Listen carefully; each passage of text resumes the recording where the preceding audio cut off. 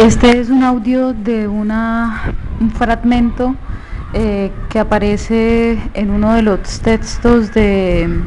María Teresa Uribe de Hincapié. No es ni siquiera un capítulo, es una parte de un capítulo. Es una parte del capítulo 3 del texto Nación, Ciudadano y Soberano. Vamos a ir a la referencia. Fue escrito por María Teresa Uribe de Hincapié en el año 2001. El texto donde aparece la parte del fragmento de que se hará este audio se titula Nación, Ciudadano y Soberano. Fue publicado en Medellín por la Corporación Región dentro de la serie Pensamientos, que hacía parte de las publicaciones de la Corporación Región. El capítulo 3 en que aparece el fragmento se titula Los tiempos de la guerra, gobernabilidad, negociación y soberanías. El capítulo 3 va completo de la página 215 hasta la página 294. El contenido de este audio será la parte cuarta de ese capítulo tercero. Este fragmento, este audio, contendrá lo tocante a la subdivisión cuarta del capítulo tercero, que se titula Las soberanías en vilo en un contexto de guerra y paz. Vamos al texto ya mismo. Bien, hay que decir que las soberanías en vilo en un contexto de guerra y paz fue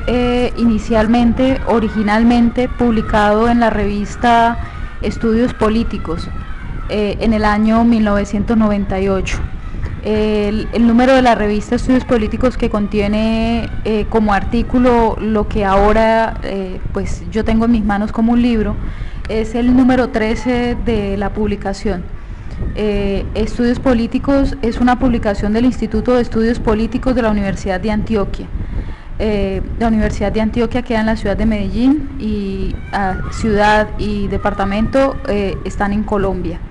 La publicación de Estudios Políticos número 13, que contiene como artículo lo que ahora es el punto 4 del capítulo 3 del libro Nación, Ciudadano y Soberano,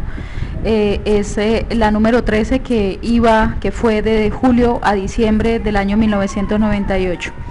Bueno, empezamos ya mismo. Las subdivisiones al interior de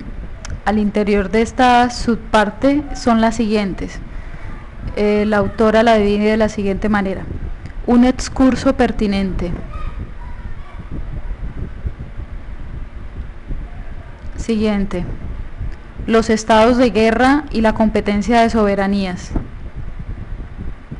Siguiente: de la guerra como acción. Siguiente: la violencia generalizada. Siguiente: la economía de la droga. Siguiente: la diplomacia y la guerra. Siguiente: las perspectivas del conflicto armado. Y llegamos al final, a la página 294. Vamos a empezar con el contenido. Las soberanías en vilo en un contexto de guerra y paz. Un excurso pertinente. Volver sobre el tema de las soberanías en tiempos de globalización económica y de internacionalización del derecho parecería anacrónico, por decirlo menos,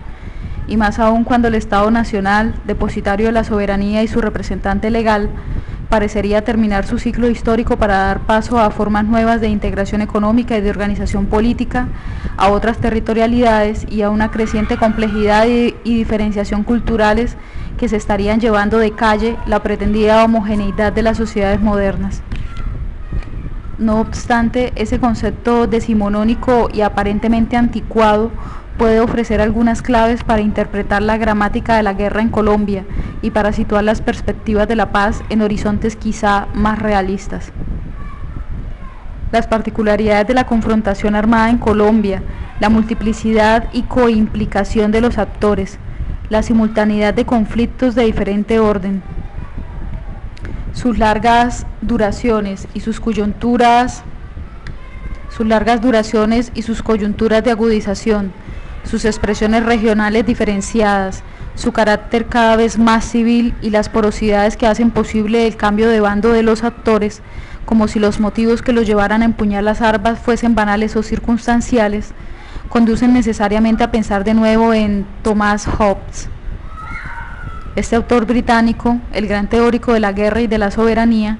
pensaba, y con cierta razón, que la anarquía, la violencia múltiple y desagregada y las confrontaciones civiles estaban intrínsecamente relacionadas con la ausencia de soberanía, con la inexistencia o la fragilidad de un aparato institucional público que lograra imponerse sobre los grupos y los individuos en conflicto, despojándolos de sus relaciones belicosas, de la hostilidad y las agresiones recíprocas, para instaurar un orden jurídico-político con capacidad vinculante, pero ante todo con suficiente poder para dirigir y controlar la vida social en el marco de un Estado de nuevo tipo, el Estado-Nación. De esta manera, la soberanía estatal, el Leviatán, aparece como la vía para conjurar la guerra, como aquello que podría asegurar la integridad de los sujetos en sus vidas y bienes, como una estrategia para protegerse del miedo, la incertidumbre y la inseguridad que produce el saberse vulnerable ante los ataques de los otros hombres. Solo el Leviatán, más fuerte y poderoso que todos los demás, podría someterlos a un orden jurídico legal, pues únicamente a través de la soberanía se podría definir un territorio propio, pacificar la población que lo habita, poseer el monopolio de las armas y de los recursos bélicos, definir pertenencias y diferencias, agresores y enemigos, tanto internos como externos, y declarar la guerra cuando las circunstancias así lo ameriten. La presencia omnipotente del Leviatán no hace desaparecer la guerra y la violencia. Lo que haría sería estatalizarlas. Les pone límites, las domestica y las sitúa en las fronteras geográficas del Estado, en sus límites político-culturales e ideológicos. Lo que no se enmarque allí queda en condición de exterioridad o liminalidad. Para Hobbes, y sobre todo para los polemólogos que siguen su estela, la guerra se manifiesta como fundadora de orden, como fundamento y principio de la soberanía, con justificación moral del Estado y del derecho, como la manera de ponerle fin a los estados de belicosidad. Sin embargo, la soberanía no se instaura de una vez y para siempre, pues más allá del contrato social, en el fondo del orden institucional moderno y a veces coexistiendo con la ley, palpita la guerra y amenaza con su retorno para reinstalar la anarquía, el miedo y la barbarie en el ámbito nacional, social. Por esto, el Estado Leviatán deberá mantener la espada desenvainada, no solo para defender las fronteras de la nación, sino para evitar el posible retorno de los estados o situaciones de guerra. Comillas. Según Hobbes, el Estado es solamente una guerra civil continuamente impedida por una gran potencia. Fin de las comillas. Es en la omnipresencia, pero más que eso, en la omnipotencia del Estado, en donde reside su soberanía, es decir, en su capacidad para someter a su dominio y control a diferentes sectores sociales, agrupaciones territoriales, bandas armadas, asociaciones religiosas, grupos étnicos, estamentos particulares, poderes locales o regionales e individuos aislados, situándose por encima de ellas en condición de neutralidad frente a sus disputas y tensiones. Cuando la soberanía es frágil o de carácter formal, persistirá el estado de guerra, que para este autor no es otra cosa que la voluntad permanente y no declinable de entrar en batalla, de ejercer la violencia y la fuerza bruta hacia el contradictor, de lograr el propio interés sometiendo por las armas y la sangre derramada a todos aquellos que se interpongan en el camino. Sin embargo, el estado o situación de guerra no es todavía la guerra. No es la confrontación abierta y directa, el humo de las batallas, los cadáveres esparcidos, las ciudades destruidas y el terror pintado en los rostros de los sobrevivientes. Esta imagen se corresponde más con la guerra como acción.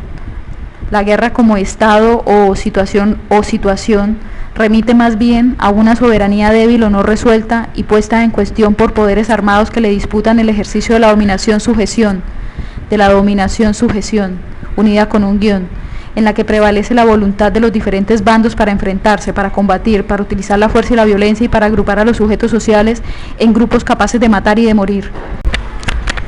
Lo predominante en el escenario del estado de guerra son las mutuas desconfianzas, las manifestaciones de hostilidad entre las partes, el desafío permanente y la voluntad manifiesta de no reconocer más poder que el propio, prevalidos los grupos concurrentes de la fuerza que otorga la violencia y de su capacidad para usarla en contra del enemigo.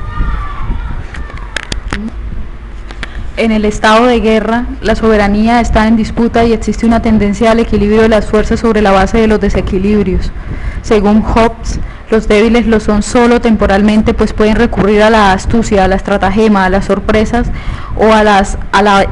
alianzas para imponer su voluntad y hacer valer sus intereses. Los fuertes o aquellos que coyunturalmente poseen mayores recursos de poder, porque, como diría Tilly, han logrado construir un sistema de impuestos, armar ejércitos más poderosos y encontrar apoyo en un grupo social que se vea representado en ellos, preferirán la paz. Sin embargo, tendrán que demostrar que están dispuestos a entrar en guerra, a combatir y a ordenar por las armas el territorio y la sociedad por ellos controlada. Cuando prevalece el estado de guerra, cuando la soberanía está en vilo, todos tienen el poder que da la violencia. Comillas. Ante este poder todos son iguales a, como diría Hegel, cada uno es débil frente a las demás y por tanto cada uno es enemigo y competidor de los otros. Fin de las comillas.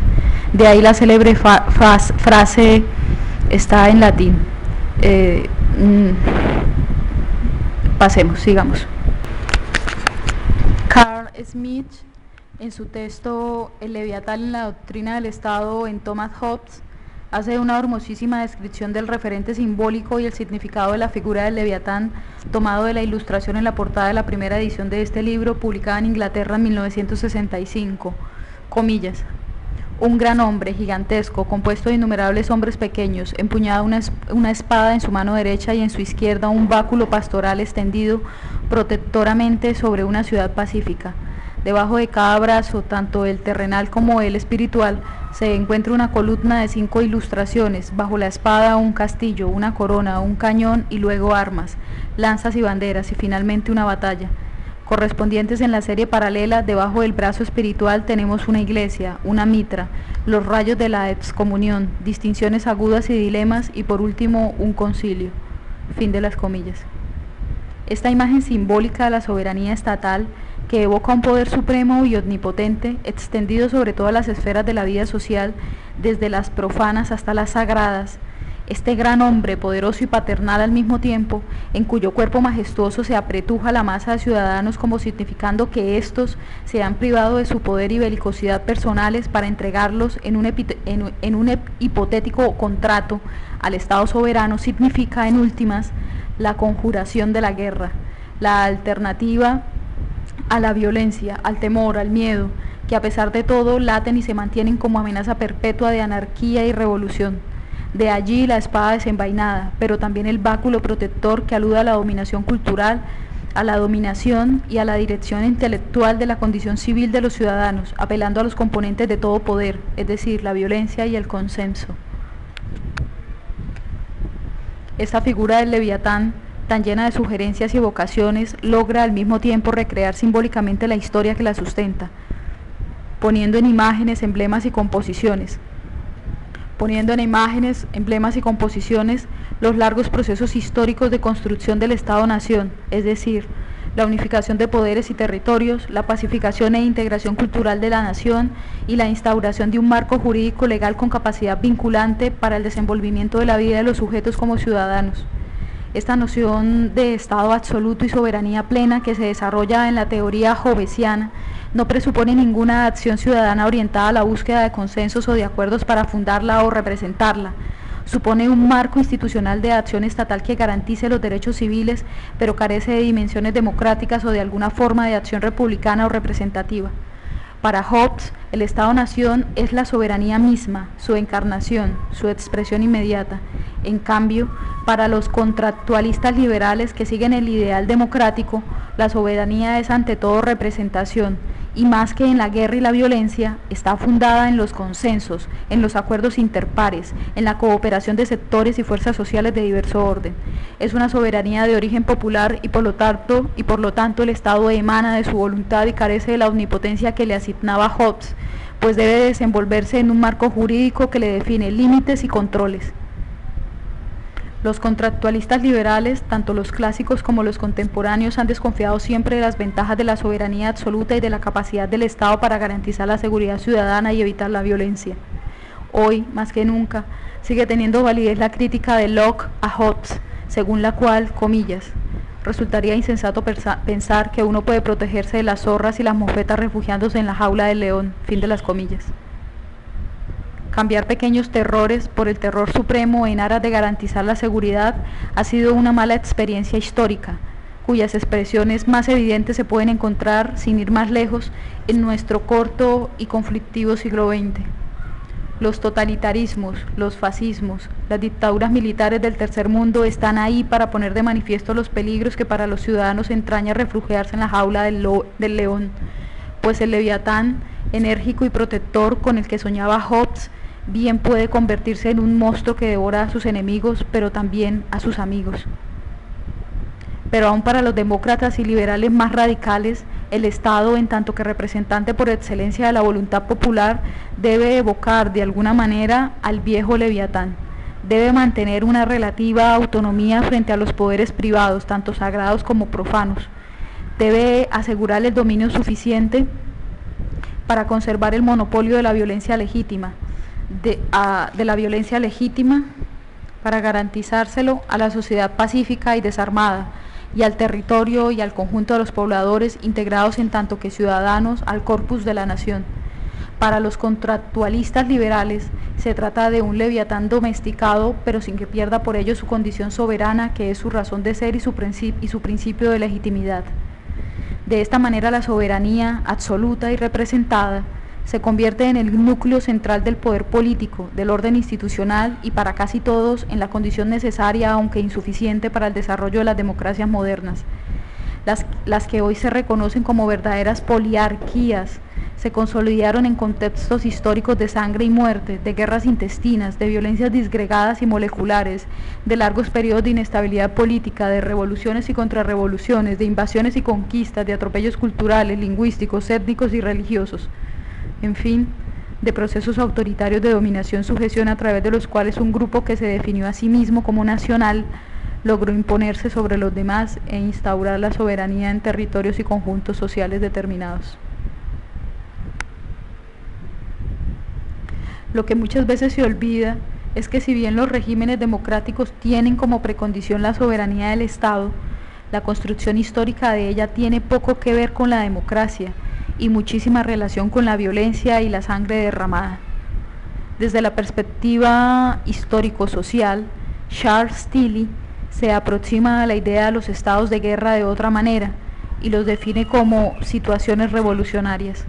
es decir, como un evento o una sucesión de eventos conflictivos sucedidos en un arco de espacio y de tiempo y que ponen de manifiesto la ruptura de la soberanía a la competencia de soberanías múltiples. Las situaciones revolucionarias, según Tilly, no conducen necesariamente a un resultado revolucionario. Esto es, al establecimiento de la soberanía bajo una nueva dirección. Por el contrario, pueden desembocar en el restablecimiento del statu quo o diluirse para configurarse tiempo después bajo otras formas de confrontación o bajo otras situaciones revolucionarias. En lo que coinciden el filósofo y el historiador es que en los estados de guerra o en las situaciones revolucionarias lo que está en disputa es la soberanía. Ello ocurre, según Tilly, cuando aparecen contendientes o coaliciones de contendientes con aspiraciones incompatibles entre sí sobre controlar el Estado o una parte del mismo, cuando el apoyo de esas aspiraciones es respaldado por parte de un sector importante de los ciudadanos y cuando los gobernantes son incapaces o no tienen voluntad suficiente para suprimir la coalición alternativa o el apoyo de sus aspiraciones. Si la soberanía es el resultado de la construcción histórica del Estado-Nación y si ella, expresada en el leviatán, omnipotente domesticado, es la manera de superar los estados o situaciones de guerra, tendríamos que aceptar, al menos en el orden hipotético, las siguientes dos tesis. Primera, que la naturaleza de las confrontaciones armadas y de la violencia molecular en Colombia expresa estados de guerra prolongados, a la manera hobbesiana, y devela la existencia de verdaderos dominios territoriales contraestatales o paraestatales que no solo mantienen en vilo la soberanía del Estado, sino que van configurando órdenes de facto con pretensiones también soberanas. Segunda tesis, los estados de guerra prolongados y las soberanías en disputa permiten afirmar que el conflicto armado en Colombia se enmarca en las guerras por una construcción nacional. Se trata de guerras por el orden justo, por la representación soberana, por el dominio territorial, por el control institucional de los bienes públicos, por la sujeción de pobladores y residentes, en fin, guerras por la soberanía que se coimplican y se entrecruzan con los conflictos propios de las sociedades modernas devenidos de la complejidad y la diferenciación que les son propias, es decir, violencias urbanas, juveniles, de exclusión, y con el nuevo escenario de la globalización y de la sociedad de consumo en el cual se destaca el fenómeno del narcotráfico. La soberanía es pues el referente analítico de ambas tesis, el concepto que permitirá ir más allá de las causas y de las justificaciones morales de las guerras y desentrañar tanto su gramática como sus dinámicas concretas. Vamos al siguiente subtítulo: los estados de guerra y la competencia de soberanías. Estamos en la página 277. El estado de guerra se expresa en Colombia por una debilidad endémica de la soberanía puesta en vilo, tanto en el pasado como en el presente, por grupos armados de diferente adscripción ideológica, ubicación territorial o condición social. Los rasgos más destacados de estos grupos fueron: no reconocer una autoridad pública u otro poder distinto al propio; resistir los intentos de dominación-sujeción realizados desde el Estado y mantener viva la hostilidad y la voluntad de entrar en guerra o de usar la violencia cuando sentían vulnerados o en peligro sus circuitos privados de poder.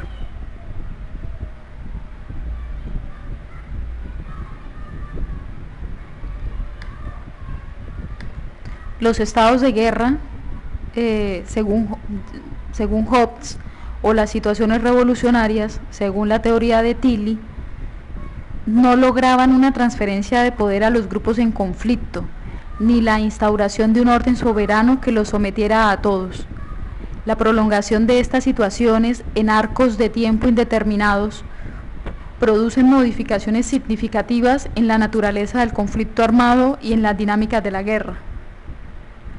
Los analistas políticos en Colombia han interpretado esta debilidad endémica de la soberanía como ausencia de Estado, pero más que de omnipresencia, el Estado nacional ha carecido de omnipotencia para tomar la decisión soberana, lo que devela no solo el fracaso del consenso y de los instrumentos legales para la instauración de una soberanía representada o de Leviatán domado, sino ante todo el fracaso en el uso de las armas y de la fuerza para restaurar el orden institucional a través de un Leviatán omnipotente. Desde hace más de 40 años, para referirse solo a la historia reciente, el Estado colombiano ha recurrido a las armas para someter una guerrilla que en sus inicios fue débil, campesina y modesta. Ha usado de manera discrecional y lapsa los recursos de la excepcionalidad, es decir, el estado de sitio, y más recientemente ha tolerado la parainstitucionalidad y otras estrategias privadas para controlar el poder armado de la guerrilla, con lo cual se han debilitado aún más la soberanía y el poder del Estado, agudizando la confrontación y ampliándola a sectores de la sociedad ajenos al conflicto. Si para Hobbes la soberanía del Estado, comillas, es una guerra civil continuadamente impedida por una gran potencia, fin de las comillas, entonces su impotencia, o lo que es lo mismo, la fragilidad de su soberanía, no sería otra cosa que un estado de guerra prolongado e indeterminado, en el cual ni el aparato público, ni aquellos que intentan subsanar su fragilidad, es decir, los paramilitares, ni sus enemigos reconocidos, es decir, en el caso colombiano las guerrillas, han logrado imponerse sobre los demás para terminar con la belicosidad social, fundar orden y derecho, mantener el monopolio de las armas e instaurar por fin alguna forma de soberanía que pueda llamarse así. Por el contrario, la soberanía ha permanecido en vilo, en disputa por largos periodos, es decir, se mantienen por tiempo indefinido los estados de guerra, permitiendo que en varias regiones del territorio nacional se configuren órdenes alternativos de facto. Con pretensiones también soberanas. En estos espacios se definen formas particulares y no convencionales de hacer y representar la política, de usar los recursos colectivos y de fuerza, se trazan fronteras y se delimitan territorios exclusivos, se instalan autoridades y mandos alternativos, Se establecen circuitos de poder a través de los cuales se mantienen en el espacio controlado de esta manera la capacidad para tomar decisiones soberanas, es decir, desplazar población no confiable y concitar obediencia y acato de quienes allí residen, bien sean estos ciudadanos corrientes o representantes y administradores del poder público. Es precisamente la prolongación del conflicto en un arco de tiempo indefinido lo que permite que se transite de la debilidad endémica de la soberanía estatal a la competencia de soberanías, donde aquella que representa la institución legal coexiste, se superpone o se confronta con otras soberanías alternativas que controlan territorialidades difusas, pero que no logran una transferencia del poder del Estado ni concitar el apoyo decidido de un sector importante de los ciudadanos de la nación, manteniendo eso sí la incapacidad de los sucesivos gobiernos para someter los contradictores y hacer obedecer sus normas al conjunto de la nación. Los estados de guerra prolongados, como los que se presentan en Colombia, generan su propia dinámica interna, adquieren lógicas particulares y le dan salida a situaciones inéditas que a veces tienen poco que ver con las razones morales o las justificaciones que llevaron a los contendientes a empuñar las armas. Los estados de guerra o las situaciones revolucionarias que no desembocan en un resultado revolucionario y que se mantienen en un arco de tiempo prolongado, encuentran en su propio devenir las condiciones para su mantenimiento y reproducción, así como para su deslizamiento hacia la guerra como acción. El perfil más destacado del estado de guerra en Colombia es, pues, la competencia de soberanías. El aparato público mantiene el control sobre la formalidad institucional y desarrolla sus acciones político-militares, administrativas y de gestión en el marco del ordenamiento territorial vigente, pero no es soberano en buena parte de la nación. Según recientes estudios, para 1995 la guerrilla tenía presencia en algo más de la mitad de los municipios colombianos, pero más allá de las estadísticas, que son bastante significativas en sí mismas, esa presencia ha logrado configurar territorialidades más amplias, cuasi regiones, que articulan varios municipios vecinos o al menos partes de ellos. Algunas veces pertenecientes a varios departamentos, integrándolos y cohesionándolos bajo un mismo mando político-militar. Estas cuasi regiones o territorialidades bélicas tuvieron en el pasado una clara significación estratégica, geopolítica, cuyo sentido era la autoprotección de sus efectivos, la movilidad en el territorio y la consecución de recursos y abastecimientos acorde con la lógica de una guerra de guerrillas o guerra de movimientos. Estas territorialidades bélicas podían conectarse entre sí por accidentes geográficos, por valles y cañones de los ríos, por páramos de difícil acceso, por crestas de las cordilleras y un intrincado sistema de viejos y nuevos caminos de herradura, conocidos solo por los lugareños y que permitían a las agrupaciones guerrilleras ir rápidamente y sin mayores riesgos de un sitio a otro para mantener en jaque a las fuerzas institucionales. Entre tanto, el país formal, el institucional, el urbano, se movía por otros corredores viales y tanto el departamento como el municipio, con su cabecera y zona rural, constituían los referentes espaciales para la administración y la gestión públicas o para el control militar.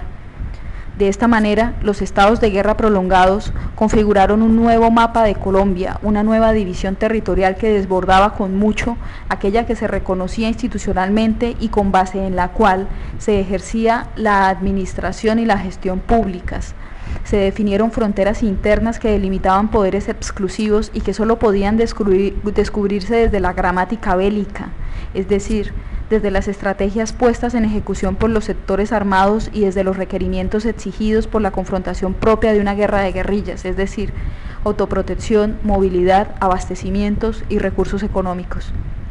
Los estados de guerra prolongados construyeron otra Colombia, invisible, marginal y distante de los grandes centros urbanos, de las zonas económicas más productivas y de las sedes principales del poder público, pero con la suficiente capacidad de mantener en vilo la soberanía del Estado y de construir órdenes de facto con pretensiones soberanas. Otra Colombia donde reinaban las guerrillas societales, muy imbricadas con la sociedad residente, que empezó a reconocer en ellas un poder concreto, autoritario y discrecional, es cierto, pero capaz de constituirse en principio de orden, dirigir la vida en común, dirimir las disputas entre vecinos, sancionar las conductas consideradas por ellos como delictivas y ofrecer dominio y protección. Y si bien buena parte de estos pobladores, campesinos y colonos en su mayoría, no estaban muy enterados de los propósitos políticos o de las razones morales de los insurgentes, su presencia era aceptada porque no perturbaba demasiado la cotidianidad de sus vidas y porque encarnaban una autoridad armada a la cual podían recurrir para dirimir conflictos y tensiones de la vida local. Es decir, se empezó a reconocerle a las guerrillas soberanía territorial en sus zonas de influencia y alguna forma de representatividad y reconocimiento social. Sin embargo, para otros pobladores, grandes o medianos propietarios, residentes en sus territorios o en sitios aledaños, la acción de las agrupaciones guerrilleras sí se convirtió en un elemento grave de perturbación, y no precisamente por su discurso político o por sus razones morales para alzarse en armas, sino ante todo por el sistema de impuestos para financiar la guerra que autoritariamente instituyeron a través del secuestro extorsivo y diferentes formas de exacción económica. El cobro de impuestos de guerra le generó a los insurgentes muchos enemigos y deslegitimó en buena medida sus propósitos públicos, pero al mismo tiempo puso de manifiesto la existencia de soberanías alternativas en algunas regiones del país, esto es, la existencia de grupos alzados en armas capaces de obligar el pago de impuestos, controlar territorios, organizar la población residente y encontrar algún reconocimiento social. Este modelo de acción guerrillera y las eventuales incursiones del Ejército Nacional en persecuciones de los insurgentes contribuyeron a crear adhesiones más sólidas entre población residente y guerrilla, pues las Fuerzas Armadas del Estado llegaron a estas zonas apartadas de la geografía nacional como a un territorio enemigo. De ahí que sus prácticas bélicas se asemejaran más a las de un ejército de ocupación en un país extranjero que a las de un organismo representante del poder público y de la soberanía de la propia nación. De esta manera, la acción contra insurgentes, sin proponérselo, contribuyó a fortalecer las soberanías alternativas y a que el aparato administrativo del Estado perdiera pie en las llamadas zonas rojas. En suma, la dinámica del conflicto armado y el contrapunto de acciones y reacciones en un arco de tiempo prolongado posibilitaron la lenta configuración de soberanías alternativas, de poderes territoriales autónomos, informales, fácticos y autoritarios, pero no por ello ineficaces, irrelevantes o no vinculantes. Estas cuasirregiones fueron el resultado de las gramáticas bélicas, configuradas en torno a una conjugación de estrategias contrapuestas, es decir, aquellas devenidas de las exigencias de una guerra de movimientos, autoprotección, movilidad, abastecimiento y recursos económicos, y aquellas devenidas asimismo y aquellas referidas a las acciones estatales de contrainsurgencia, que en la perspectiva de la teoría de la seguridad nacional convirtieron en enemigos internos, no solo a los guerrilleros, sino también a los residentes de las zonas de conflicto, a los disidentes políticos y a la dirigencia de la protesta social. Estando en la página 282 damos inicio al siguiente subtítulo: de la guerra como acción. El estado de guerra en arcos de tiempo prolongados y territorialmente diferenciados termina por alimentarse cada vez más de su propia dinámica y cada vez menos de las razones morales o de las causas aducidas para usar las armas en contra de supuestos o reales enemigos.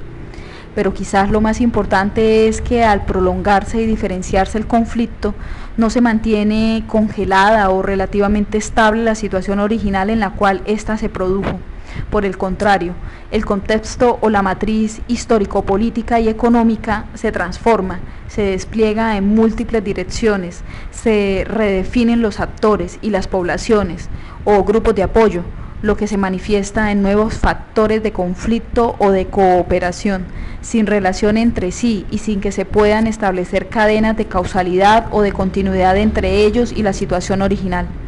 Se trata entonces de una suerte de situaciones diferentes que terminan propiciando conjugaciones de escenarios, de actores y de eventos violentos, cuyo conjunto configura lo que Tilly llama la situación crítica y lo que en palabras de Smith, de de Carl Schmitt sería la guerra como acción o guerra total. En Colombia, en la década de los 80, se empiezan a manifestar cambios importantes, tanto en las estrategias de los diversos actores armados, insurgentes, gubernamentales y sociales, como en el entorno sociocultural y económico en el cual el viejo conflicto se venía desarrollando, lo que cambia los referentes para el accionar de estos grupos y el sentido y la intensidad de la propia guerra. Las modificaciones más importantes en el contexto en el que se venía desarrollando el estado de guerra prolongado tienen que ver con la generalización de la violencia y la irrupción de la economía del narcotráfico. Al mismo tiempo, y no necesariamente ligadas con los cambios en el contexto, se presentan modificaciones considerables en las estrategias de los actores armados en los siguientes aspectos: el tránsito de la guerra de movimientos o la guerra de guerrillas a la guerra de posiciones, la apertura de escenarios de diálogo de diplomacia armada y el giro parainstitucional y privado de una guerra que se va haciendo cada vez más total.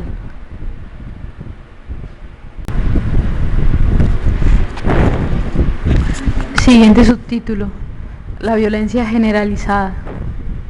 El estado de guerra prolongado se vio sustancialmente modificado con la irrupción de los conflictos que acompañan siempre a los fenómenos de la modernización, urbanos, económicos, tecnológicos y de la comunicación mediática, con las exclusiones y las maneras fragmentarias de integración de los sujetos sociales a las urbes y a los nuevos modelos productivos, así como con los cambios culturales abruptos en los valores y en las morales tradicionales. Estos cambios multipolares y polivalentes crean climas de complejidad, de diferenciación y de desgarramiento de las viejas sociabilidades en cualquier lugar donde ocurren de manera acelerada. Pero en el contexto colombiano se tornaron particularmente violentos y conflictivos, debido en parte a la vigencia de estados de guerra prolongados que habían debilitado la soberanía estatal y fracturado el aparato institucional, haciéndolo inorgánico en su ejercicio administrativo, ineficaz en el control militar y policial y profundamente ingobernable a la sociedad. Bajo el ambiguo nombre de violencia generalizada, se agruparon diferentes modalidades de acción armada: juveniles, delincuenciales, interpersonales, domésticas, de barrio y vecindario, de autodefensa y seguridad privada, cuyo perfil era difuso, molecular, cambiante e inestable, modalidades de acción armada sin definición clara de enemigo y que se articulaban de manera bastante irregular y sinuosa con los viejos y nuevos actores del conflicto, entre ellos los dones del tráfico de drogas ilícitas. Los dones, eso de don Pascual, don fulanito, don sutanito, entre ellos los dones del tráfico de drogas ilícitas. Estas violencias difusas obedecían a una pluralidad de causas y de situaciones sin relación aparente entre ellas, pero tenían en común que no se articulaban en torno a una identidad específica preexistente, sino a estructuras de patronazgo y clientela, muchas de ellas surgidas de la dinámica de los conflictos librados a su propia suerte. Esta característica las hacía móviles, porosas y de fácil encuadramiento en la gramática de los conflictos preexistentes. La percepción generalizada era la de un profundo desorden, una suerte de caos social en el cual la autoridad pública parece estar desbordada por las realidades violentas, permeada por los intereses de la delincuencia organizada y subyugada por la acción guerrillera. Esta percepción de desorden y de caos se acentuaba cuando las interpretaciones tradicionales eran ineficaces para explicar una nueva situación que parecía no obedecer a ninguna lógica pública, haciéndose cada vez más opaca, más mecánica, más automática y más total. Esta situación aparentemente caótica y anárquica del universo de lo social convocó las demandas de seguridad ciudadana, lo que le abrió las puertas tanto a las organizaciones privadas de violencia y justicia como a reacciones ilegales de las fuerzas de seguridad del Estado, haciendo cada vez más confusas y grises las diferencias entre lo político y lo delincuencial, entre lo legal y lo legal, entre la violencia organizada y la desorganizada, entre lo societal y lo militar, entre la justicia y la venganza. A su vez, la estructura de patronazgo y clientela de estas violencias difusas les permitía adecuarse a las realidades propias de las soberanías en disputa, pasar de una organización armada, delincuencial o política a otra, como si fuesen banales o fútiles los motivos que llevaron a los diversos actores a dividirse en bandos capaces de matar y de morir. La dificultad para interpretar las modificaciones que el contexto producía en un estado de guerra prolongada llevó a los analistas políticos a centrar su mirada en la dimensión cuantitativa, pues cada vez era más difícil diferenciar las modalidades de acción violenta, las prácticas militares de cada actor o las razones de tantas muertes. Solo parecía posible conocer el número de víctimas, el arma homicida y quizá el lugar donde ocurrían los hechos de sangre, comillas. Para tener una idea de la magnitud del problema, baste considerar que mientras en América Latina el promedio de homicidios por cada 100.000 habitantes es de 21, en Colombia son 74, que para todo el mundo los homicidios representan el 1% de las muertes, mientras que entre nosotros es del 25%, lo que significa que por esta causa mueren más personas que por cualquier enfermedad. Lo que se ponía de manifiesto con esta situación era la expansión del animus belli, el ánimo bélico. Bien, sigamos. La expansión del animus belli a otros espacios y otros actores de la vida social, ajenos o no, comprometidos hasta el momento con el conflicto armado. Los efectos perturbadores de la estructura patrón-clientela sobre los referentes políticos y públicos de los actores armados y sociales, la conjunción de escenarios de guerra y delincuencia, las porosidades y deslizamiento de los actores armados de un campo a otro y, lo que es más importante, la aparente pérdida de sentido de la guerra misma. En suma, se ponía de manifiesto un cambio cualitativo, no solo cuantitativo, del conflicto armado, que consistía en el giro del estado de guerra a la guerra como acción, y que ésta parecía justificarse a sí misma, haciéndose cada vez más total. Vamos al siguiente subtítulo: la economía de la droga. La economía de la droga modificó también de manera significativa el contexto de los conflictos armados. Su irrupción y rápida expansión, verificada en los años 80, estuvo posibilitada en parte por una soberanía estatal frágil y en parte por el incremento sustancial en la demanda internacional de estupefacientes. Las manifestaciones del narcotráfico en la vida colombiana son de muy diversa naturaleza, pero en lo que atañe al conflicto armado fueron de particular significación dos aspectos. En primer lugar, las maneras como los narcotraficantes se articularon tanto a los actores tradicionales de la guerra en el mundo rural como a las nuevas modalidades de acción violenta que se desarrollaban en las grandes ciudades. Y en segundo lugar, la gran cantidad de recursos económicos generados por el tráfico ilegal que por canales diversos llegaron a las arcas de los distintos actores armados y al universo de la política tradicional, que dada su estructura de patronazgo y clientela, facilitaba la estrategia de control sobre lo institucional puesta en práctica por estos nuevos actores violentos, los narcotraficantes. La expansión de la economía del narcotráfico produjo modificaciones paradójicas y contrastantes. Le dio organicidad y potenció las llamadas violencias urbanas, juveniles, delincuenciales, comunes y vecinales, anudando milicias y bandas a sus estrategias de distribución y mercadeo de estupefacientes, así como a las guerras privadas en contra de una gama muy amplia de enemigos y contradictores, y al mismo tiempo produjo efectos desorganizadores y dislocadores en algunos sectores de la burocracia estatal de las diversas ramas del poder público, de las fuerzas de seguridad y de ciertos actores de la política partidista, que con su accionar corrupto ponían en vilo la soberanía estatal, pero esta vez desde dentro del régimen político y en el ámbito de los órganos de representación, elección y gestión públicas.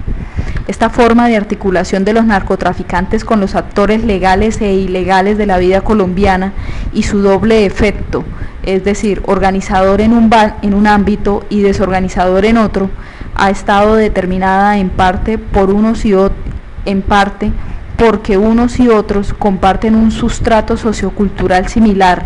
donde predominan formas de asociación que se enmarcan en la relación de patronazgo y clientela, donde los vínculos que unen a los asociados no están determinados por entidades culturales, sociales o de clase, sino por relaciones bidireccionales de intercambio, centrado en los recursos de poder que posee un patrón en particular. Recursos de poder tanto institucionales, de fuerza, de violencia o control territorial, dice la autora entre paréntesis.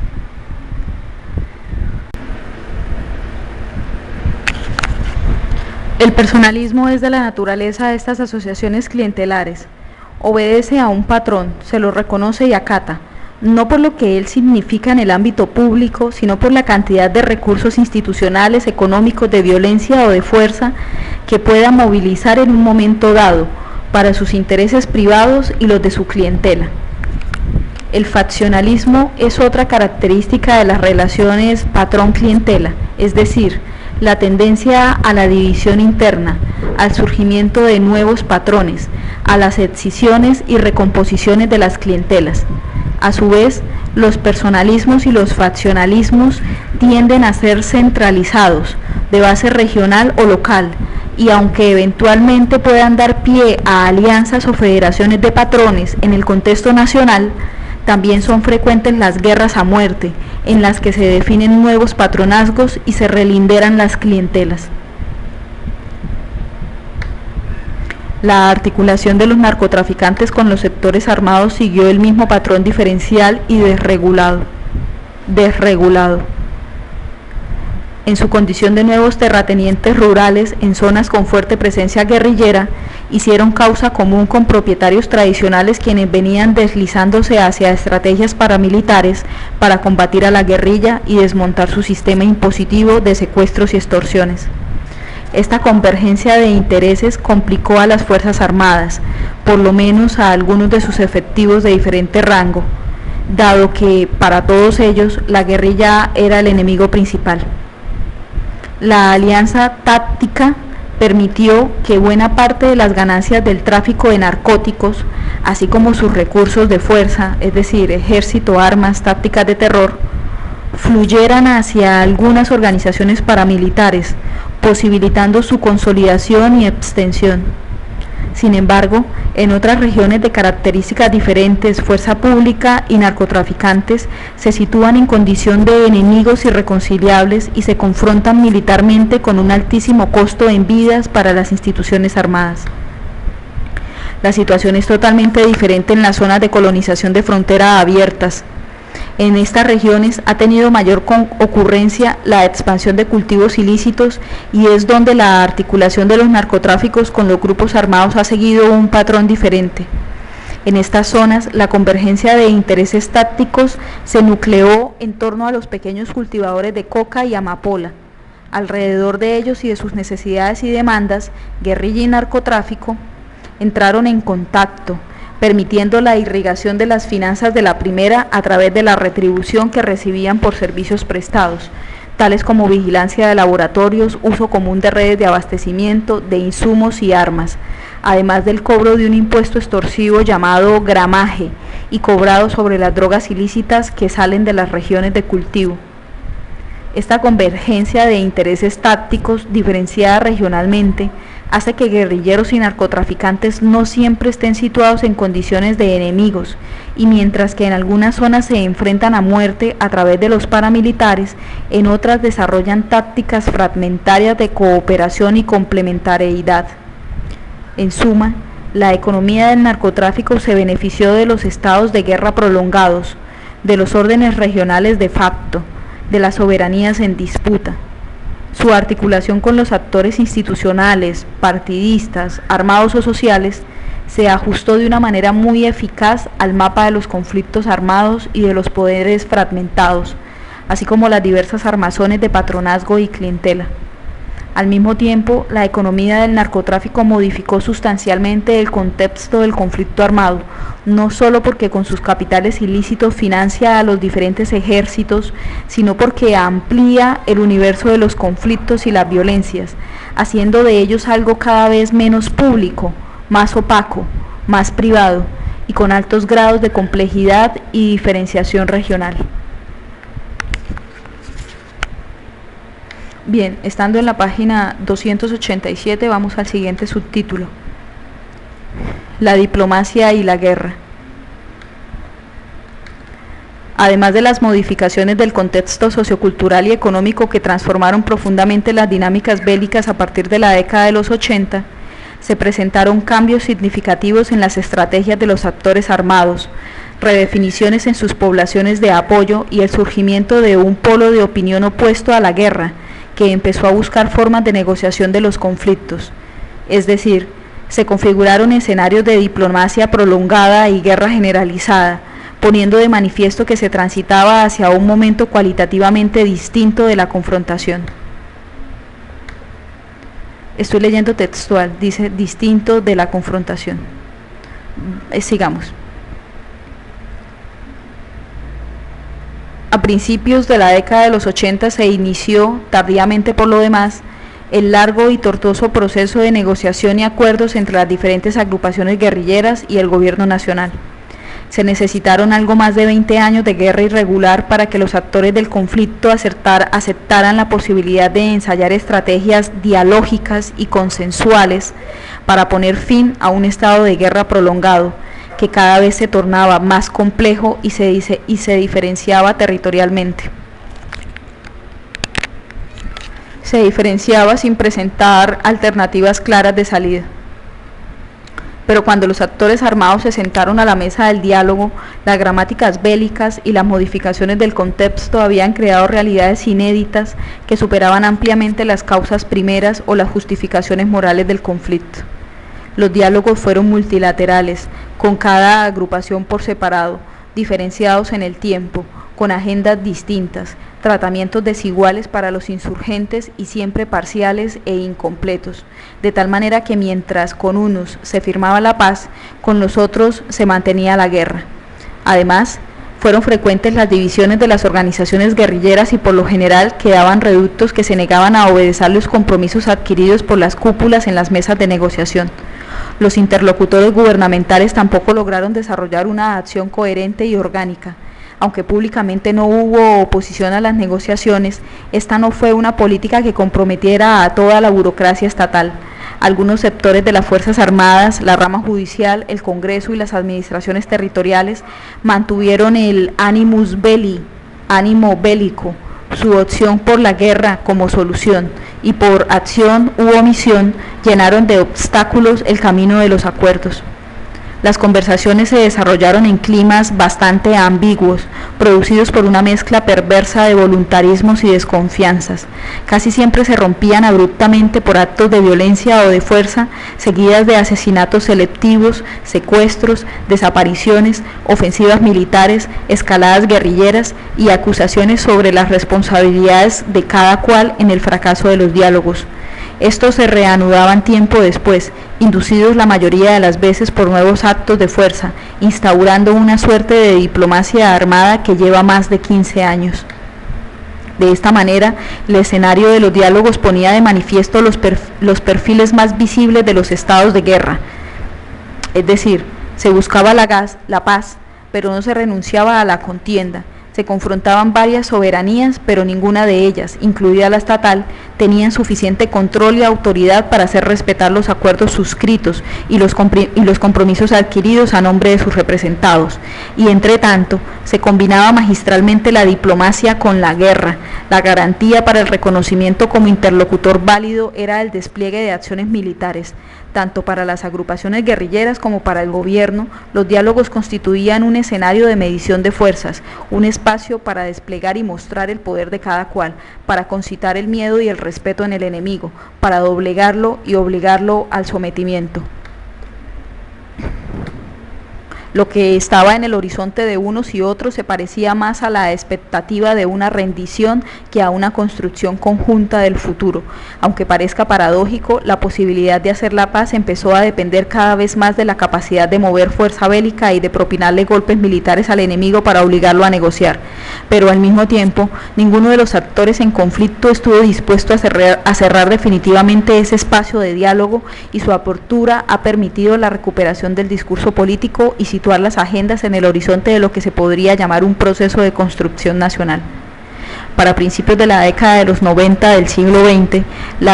de las viejas guerrillas societales quedaba muy poco. Estas habían ampliado de manera significativa el número de frentes y de efectivos, habían conformado verdaderos ejércitos disciplinados y bien armados, incursionaron en nuevos territorios de alta productividad económica o de interés estratégico para el desarrollo nacional, y al amparo de los cambios en el régimen político, especialmente el de la descentralización, reorientaron su accionar político-militar hacia el control y la dirección de la vida en las localidades y municipios. La nueva estrategia de las organizaciones armadas las vinculó con florecientes economías exportadoras como la del petróleo, el banano, el café, la palma africana, la minería del oro y del carbón y los desarrollos hidroeléctricos. Además, los acercó a municipios con economías comerciales en expansión, a polos de desarrollo regional y a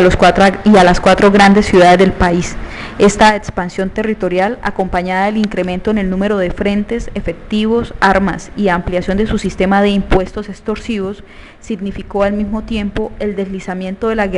guerra de guerrillas o guerra de movimientos a la guerra regular o guerra de posiciones, sin que se abandonaran del todo las tácticas originales. Las nuevas estrategias guerrilleras ponían frente a frente y en batalla campales al ejército nacional, acosados en sus cuarteles, y a unos ejércitos guerrilleros disciplinados y bien armados, con capacidad de infligirle derrotas significativas a sus enemigos, tomar rehenes y mantenerlos indefinidamente bajo control soberano. Esta conjugación de escenarios entre diplomacia prolongada y guerra generalizada significó también la expansión del paramilitarismo a nuevas zonas y territorios. Según estudios recientes, comillas, en 1985 la presencia de estas organizaciones se localizaba básicamente en algunos municipios del Magdalena Medio boyacense, Urabá y en el sur de los Llanos Orientales, pero para 1993 estaban presentes en 272 municipios, esto es en el 27% de los municipios colombianos. Fin de las comillas. 5 años después, su presencia en las localidades puede ser doble. Estos grupos, cuyo origen es múltiple y sus alianzas abarcan conjuntos muy heterogéneos de población, han tenido patrocinios y apoyos sociales de muy diverso carácter. Algunos están vinculados con la fuerza pública, dado que tienen un enemigo común. Otros obedecen más a las estrategias del narcotráfico. Los hay de origen claramente campesino y autodefensivo, y la mayoría corresponden a la iniciativa de grandes y pequeños propietarios urbanos y rurales, legales e ilegales.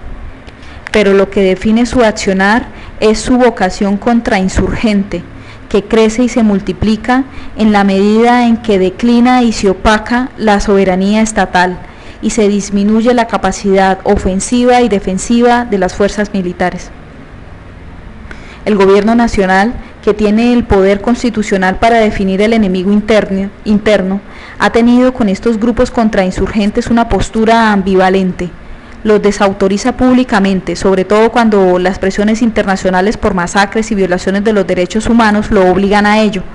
En ocasiones realiza con las autodefensas operaciones conjuntas. Dice combatirlos y eventualmente lo hace, pero al mismo tiempo y por largos periodos legaliza formas civiles de contrainsurgencia.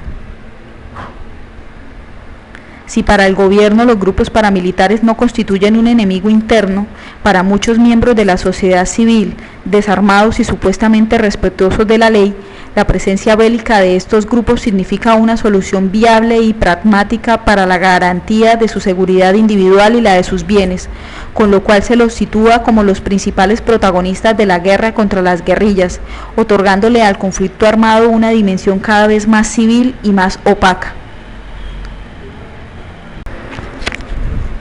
Los grupos paramilitares, a su vez, han optado en su accionar contrainsurgente por una estrategia de guerra de movimientos, similar en su forma a las prácticas de sus enemigos, lo que les ha permitido ejercer control sobre algunas zonas de significativa presencia guerrillera, obstaculizar avances, responder acciones, desvertebrar corredores de movilización, centros de abastecimiento, áreas de refugio y retaguardia. De esta manera construyen un enemigo total en las regiones donde tienen presencia, lo que anula en la práctica la diferencia entre armados y desarmados, obligando a la población residente y no confiable, según su criterio, a la diáspora y al éxodo. La guerra que hoy libran paramilitares y guerrilleros se define en torno a estrategias de conquista y reconquista de territorios, es decir, a propósitos esencialmente militares, de acuerdo con la lógica de la guerra como acción. Lo que interesa ahora es la liquidación del enemigo, el exterminio o el desplazamiento definitivo de su población de apoyo, el control absoluto y no compartido de recursos económicos y la disputa a muerte por las zonas de abastecimiento y por las áreas susceptibles para el cobro de impuestos de guerra. De esta manera, la gramática de los conflictos con sus perfiles privados, opacos, y la definición mecánica y automática de enemigos está redefiniendo las territorialidades bélicas, poniendo en vilo las soberanías alternativas y transformando los paralelos y los meridianos demográficos y económicos del país, así como la geopolítica de la confrontación, que tiende a su internacionalización progresiva. La conjunción de escenarios de diplomacia prolongada y guerra generalizada ha tenido repercusiones significativas en las poblaciones de apoyo y en los diferentes sectores que componen la sociedad civil. La guerrilla mantiene la simpatía en sus zonas de presencia tradicional. Los paramilitares han logrado concitar apoyo tanto en algunos grupos económicos poderosos como en pequeños propietarios urbanos y rurales. Pero lo más novedoso es la aparición de un grupo importante de personas y organizaciones sociales y no gubernamentales de fuerte arraigo en los sectores profesionales, medios y populares de las grandes ciudades que constituyen un polo de opinión con capacidad de movilización y de discurso orientado hacia la crítica de la guerra como estrategia de acción política,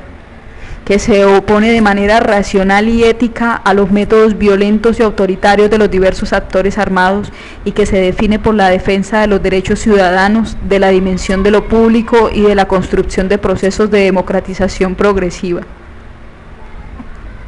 Esto quiere decir que la conjunción de escenarios de diplomacia prolongada y guerra generalizada ha producido efectos significativos en la redefinición de los diversos sectores que conforman la sociedad civil, que ya no pasan por las viejas sociabilidades o por simpatías de corte clasista, ideológico o clientelar, sino por realinderamientos cuyo sentido solo puede encontrarse en la gramática de la guerra como acción.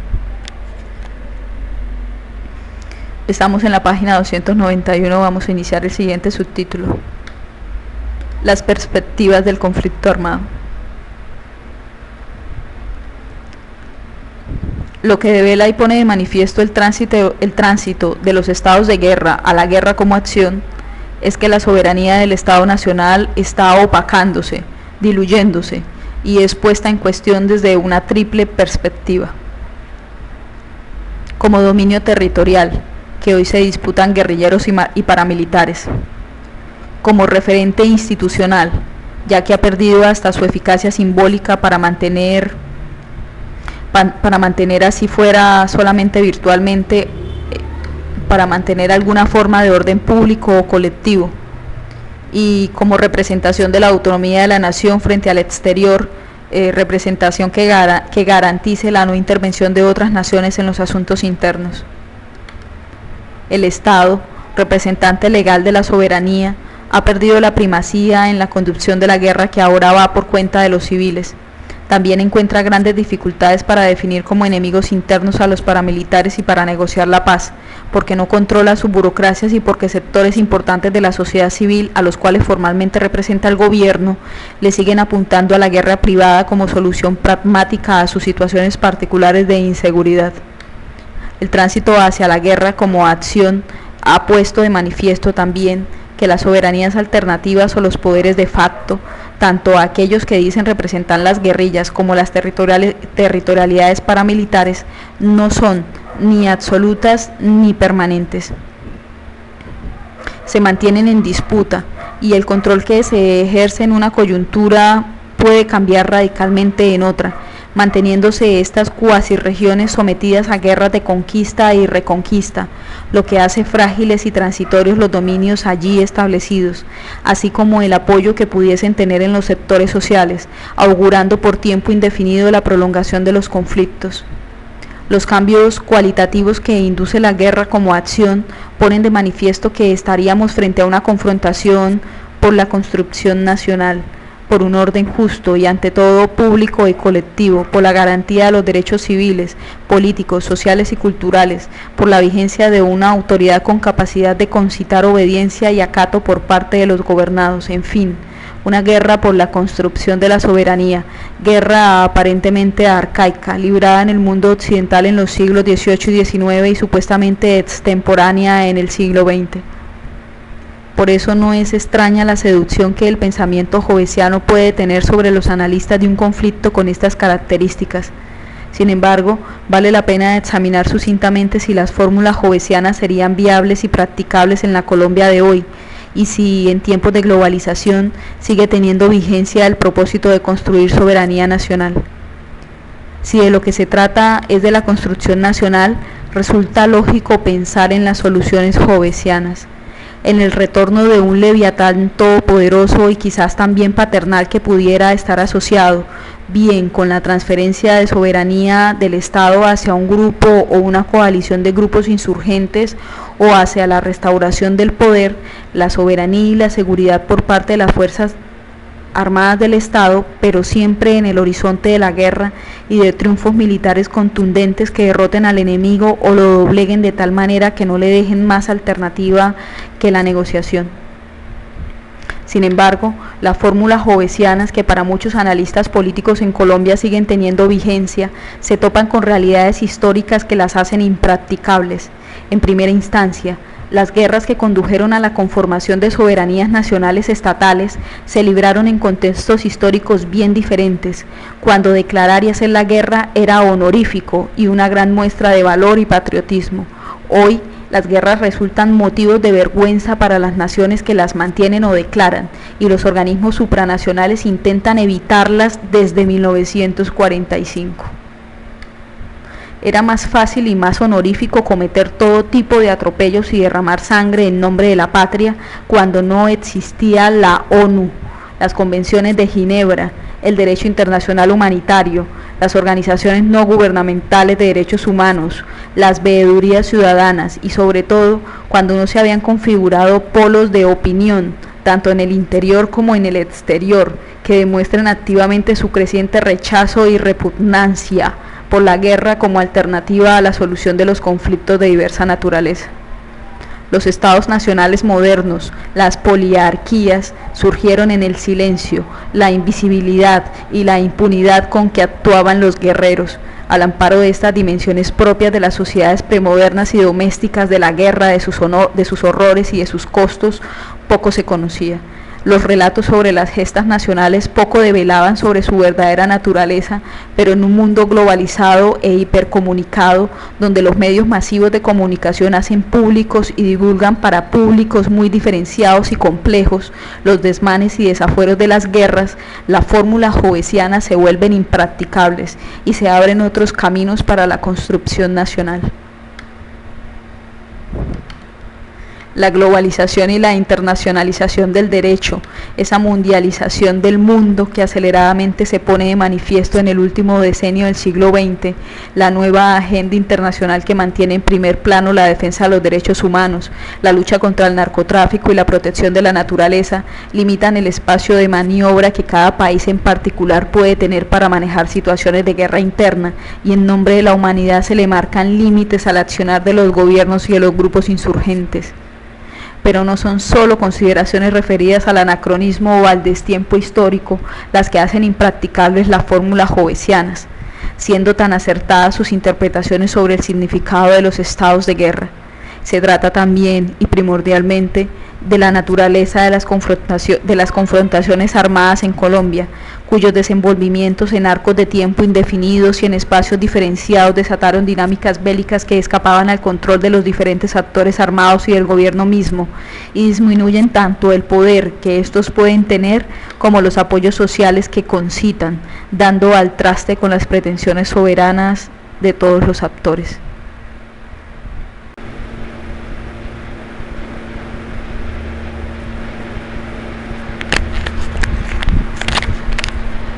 Por eso no parece razonable suponer que de una guerra de perfiles opacos, privados y diferenciales pueda surgir algún leviatán que imponga un orden colectivo y público con la fuerza de su espada y a la sombra de su báculo protector. Por el contrario, lo que cabe esperar es que una guerra como esta continúe prolongándose y recomponiéndose, cambiando sus gramáticas y sus emplazamientos como hasta ahora, y que sigan creciendo las estadísticas de muertes violentas, masacres y violaciones de los derechos humanos sin que se vea en el horizonte una derrota militar contundente o un doblegamiento del enemigo para llevarlo con la cabeza baja a la mesa de diálogos. En condiciones de predominio privado y de ampliación de las estructuras de patronazgo y clientela, y dada la vulnerabilidad de todos frente a la violencia, las tesis de la negociación del conflicto pueden abrirse paso, y no necesariamente porque se aprecie el valor de la paz, las bondades éticas del consenso o las ventajas comparativas de la democracia, sino porque ante la debilidad política y pública de los implicados en una guerra con estos perfiles, el uso de la fuerza se vuelve ineficiente para casi todos e inconducente en términos de los resultados esperados, y la inclinación a negociar puede sustituir la hostilidad y el animus belli. Lo que no parece razonable es abandonar la idea de la construcción nacional, así los vientos de la globalización parezcan cambiar los rumbos de la historia y algunos contenidos de las soberanías decimonónicas. Lo que se puede esperar de la negociación del conflicto es la conformación de un verdadero orden político, público, colectivo e institucionalizado, con capacidad de sancionar los delitos y de garantizar los derechos ciudadanos, tarea que, pese a casi 200 años de vida republicana, no se ha podido realizar. La construcción nacional tiene que desembocar en un nuevo orden soberano, pues sin soberanía no hay ciudadanía, y sin ley los derechos de todos serían frágiles y vulnerables. Hoy, la vía para la construcción nacional es más compleja, y el reto para esta sociedad no está únicamente en llevar a los actores armados a firmar un acuerdo de cesación de hostilidades. El reto tiene que ver con la transformación de las prácticas patrimonialistas y clientelistas, con el uso privado de los recursos públicos y bélicos para garantizar intereses particulares que han conducido a la profunda debilidad de lo público y al despliegue del autoritarismo en la vida social. El reto está en construir un orden nacional soberano como condición necesaria y previa al desarrollo de la democracia y a la inserción del país en un mundo globalizado. Fin. Gracias.